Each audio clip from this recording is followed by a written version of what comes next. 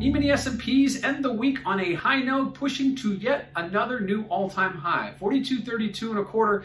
We got up there, obviously, earlier in the week we were trading down, so we look at the chart, we take a step back on a weekly chart. This is an outside move higher, week move higher.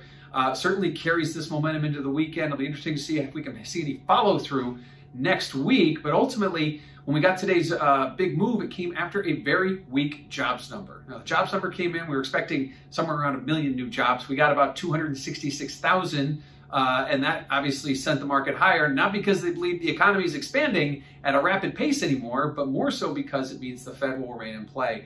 It's interesting to note also that at the April FOMC, Mr. Powell spoke very clearly, very succinctly, that it was not time to take their foot off the gas. It was not time to start tapering asset purchases. And this is obviously a revelation of the reason why the Fed wants clarity. They don't want to make any guesses here, and they've been very clear about that.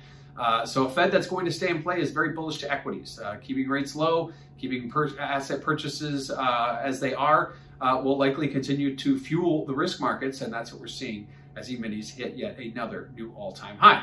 Now, what does that mean for volatility? Well, if the Fed's involved and we're making new all-time highs, obviously volatility is going lower, and that's exactly what it did. The VIX index trading down pretty much as much as it has over the last several weeks, continuing to trend lower as we make new all-times. We did see a bit of a bump up when we saw equities sell off earlier in the week, but that quickly reversed.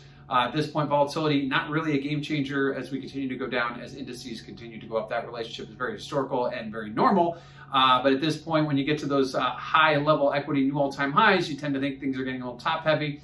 But the VIX index not giving us any indication that there's any fear priced into this market. And lastly, what do we have next week? Well, we get some of the tail end of earnings season.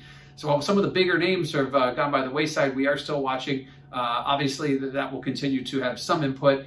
The big numbers we get next week, inflation, CPI and PPI, both of which are expected higher. Not a surprise when you look at things like the CRB index, continuing to make new highs. The CRB index, not quite at those March of 2011 levels, but certainly getting very close and as near as they've been since 2011.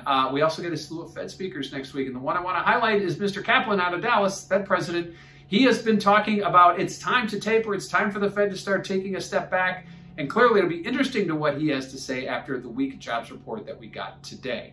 He's been a noted hawk for quite some time, but certainly it'll be interesting to hear his thoughts after the jobs report and the economy maybe not as hot as he thought when he spoke this week. So heading into the weekend, equities make yet another new all-time high with inflation numbers on deck next week.